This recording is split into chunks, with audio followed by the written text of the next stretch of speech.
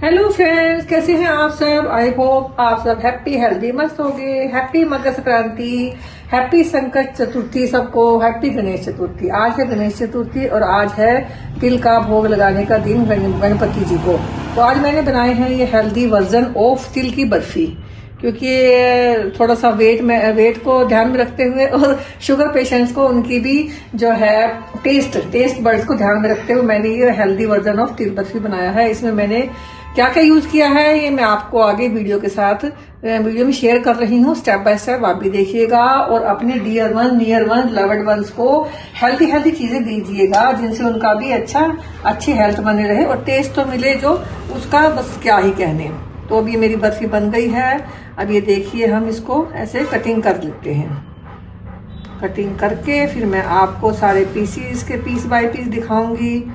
ये बहुत healthy, tasty और बहुत इजी है बनानी। इसमें ना मैंने मावा डाला है ना कोई चीनी डाली है। तो without chini and without mawa this barfi has been prepared by me. वो आप मेरी वीडियो को ध्यान से देखिएगा स्टेप बाय स्टेप और मुझे कमेंट करके बताइएगा आपको ये वीडियो कैसी लगी। पसंद आई है तो लाइक कर दीजिएगा, नहीं पसंद आई है तो डिसलाइक कर दीजिएगा। मुझे कमेंट करके जरूर बताइएगा और मेरे चैनल क्रिएटिव हैंड 25 को लाइक, सब्सक्राइब एंड ज्वाइन कर लीजिएगा। Thank you so much. Thank you friend. चलिए देखते हैं वीडियो। यहाँ पर मैंने 250 ग्राम तिल ले लिए हैं, सफ़ेद तिल साफ किए हुए। और अब क्या करेंगे, हम तिल को ड्राई रोस्ट कर लेंगे।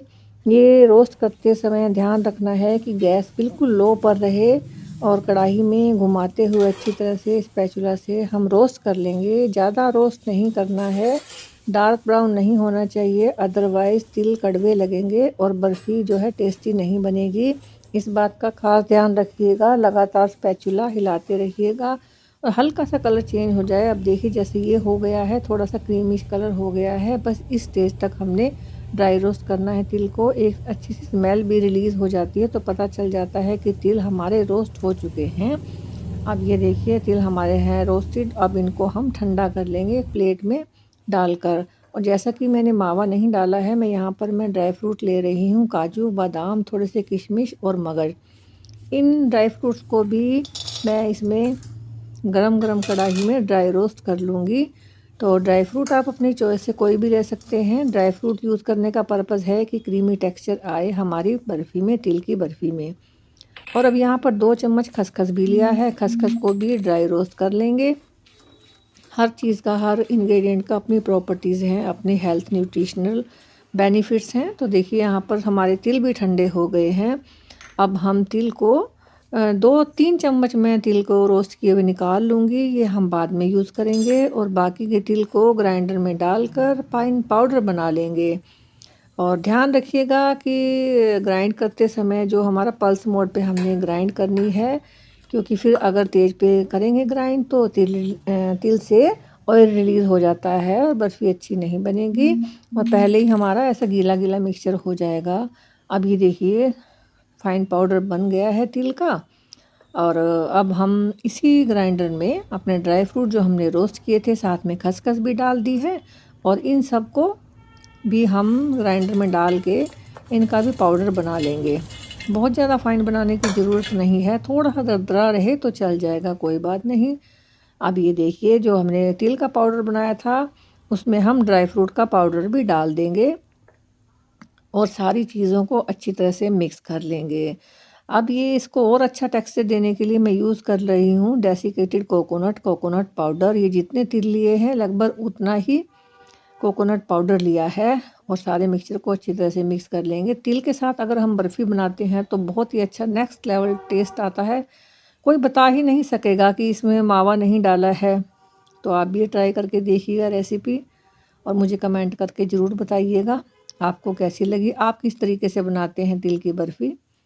तो यहाँ पर दोबारा फिर सारे हम मिक्सचर को अपने कढ़ाई में डाल देंगे और थोड़ी देर के लिए 2-3 मिनट के लिए हल्का सा हिलाते हुए रोस्ट कर लेंगे। फिर इसमें मैं अब डाल रही हूँ दूध। यहाँ पर ये छोटा गिलास है, 100 ml का शायद होगा ये 100 ml को। तो यहाँ पर मैं 3 गिलास दूध डाल रही हूँ। दूध डालने का पर्पज़ यही है क्योंकि मैं मावा नहीं यूज़ कर रही हूँ, इसलिए दूध कुछ तो बाइंडिंग के लिए चाहिए ना।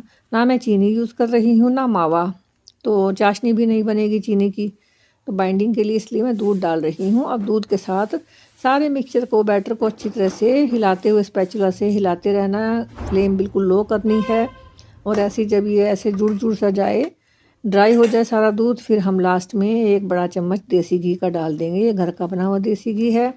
ये डाल के फिर से हम अच्छी तरह से हिला लेंगे। तो ये थोड़ा थिक होना शुरू हो गया है। स्टेज पर स्पैचुला से हिलाना थोड़ा मुश्किल हो गया है। अब यहाँ पर स्वीटनेस के लिए मैं डाल रही हूँ ये शुगर फ्री, यह स्टीविया का प्लांट एक्सट्रैक्ट, बिल्कुल नेचुरल है और बिल्कुल चीनी जैसा स्वीटनेस देता है। अगर आप हेल्थ कॉन्शियस हैं, डायबिटिक हैं, तो आप ये यूज़ कर सकते हैं। अदरवाइज़ इसका एक और ऑप्शन है, आप चीनी यूज़ कर सकते हैं। जैसे जितना तिल है उतना ही चीनी ले लीजिएगा, उतना ही पानी। चीनी और पानी की चाशनी आने तक मतलब उसको पका लीजिए। चाशनी नहीं बनाना, बस चिपचिपा सा एक सोल्यूशन बनाना है। फिर उसको हम अपने इस मिक्सचर में डालेंगे, तिल के मिक्सचर में।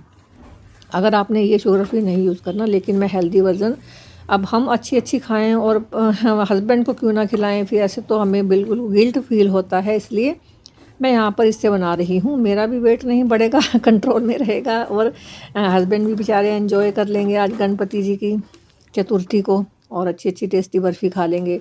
तो यहाँ पर देखिए हिलाते हिलाते काफ़ी टाइम हो गया है। मैंने स्पैचुला भी चेंज कर लिया है, क्योंकि सिलिकॉन स्पैचुला सॉफ्ट होता है, उससे अच्छी तरह से नहीं हिलाया जाता।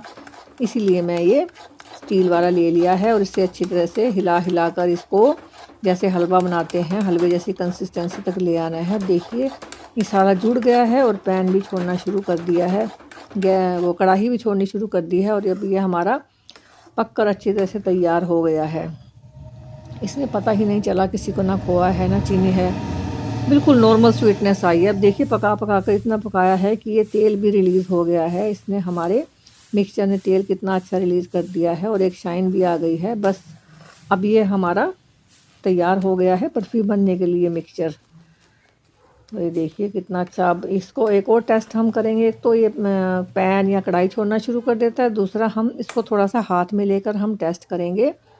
अगर ये हाथ में लेकर ऐसे थोड़ा सा गोली बन जाती है इसकी अच्छी तरह से, और हाथ पे चिपकता नहीं, इसका मतलब ये हमारा अब तैयार हो चुका है जमाने के लिए। अभी देखिए हाथ पे भी घी कितना लग गया है, और कितना अच्छा गोली भी अच्छी बन रही है, ना चिपक रही है उंगलियों पे और हाथ पे। अब ये अच्छी तरह से हमारी बर्फ़ी सेट हो जाएगी। इसको हम गैस अब बंद कर देंगे और गैस से उतार लेंगे। अभी जिस बर्तन में आपने बर्फ़ी सेट करनी है उसको ग्रीस कर लीजिएगा। मैं यहाँ पर एक थाली ले रही हूँ, 1-1.5 इंच गहरी है ये, और इसमें ऑयल लगा दिया है। और फिर अच्छी चारों तरफ से इसको थाली को हम ग्रीस कर लेंगे, और इसमें ग्रीस की हुई थाली में जो बर्फ़ी का मिक्सचर है गरम उसको डाल देंगे बर्फ़ी सेट करने के लिए। तो ये देखिए यहाँ पर सारा मिक्सचर भी पलट दिया है, और स्पैचुला से दबाते हुए अच्छी तरह से हम अपनी बर्फ़ी को सेट कर लेंगे। फ्रेंड्स, आप मुझे कमेंट कर दीजिएगा, करके बताइएगा कि आपको मेरी रेसिपी कैसी लगी है ना। इजी, सिंपल, और सबके लिए, डायबिटिक वालों के लिए, और जो हेल्थ कॉन्शियस हैं, वेट कॉन्शियस है, उन सब के लिए बहुत अच्छा वर्ज़न है ये, हेल्दी वर्ज़न। तो ये देखिए सारी हमारी बर्फ़ी अच्छी तरह से सेट हो गई है, प्लेन हो गई है, और घी भी निकल गया, बड़ी गर्म हो रही है थाली नीचे से। तो ये बस गरम में ही सेट करनी है। अब ये हमारी सेट हो गई थाली में। अब हम गरम पे क्या करेंगे, जो हमने तिल निकाल कर रखे थे रोस्ट किए हुए, वो सारी बर्फ़ी पे डाल देंगे लास्ट में। गरम में ही डालेंगे, क्योंकि बाद में फिर सेट नहीं होगा ना, गरम में अच्छी तरह से सेट हो जाएगा। और ये सारे तिल डालने के बाद हम स्पैचुला से ही प्रेस करके चारों तरफ से तिल को भी अच्छी तरह से दबा के प्रेस कर देंगे बर्फ़ी पे, ताकि सेट हो जाएं और इधर उधर नहीं बिखरें। जब हम बर्फ़ी की कटिंग करेंगे तो ये सेट ही रहें। अभी देखिए प्रेस कर दिया है स्पैचुला से, ताकि ये सेट ही हो जाए। तो अब हमारी बर्फ़ी तैयार हो चुकी है। अब हम लगाते हैं गणपति जी का भोग। ये बर्फ़ी यहाँ पे तैयार हो गई है, नारियल तिल की, और गणपति जी विराजमान हैं अपना प्रसाद ग्रहण करने के लिए। फ्रेंड्स, मिलते हैं फिर आपको नेक्स्ट वीडियो में। चलिए तब तक के लिए बाय बाय, टेक केयर।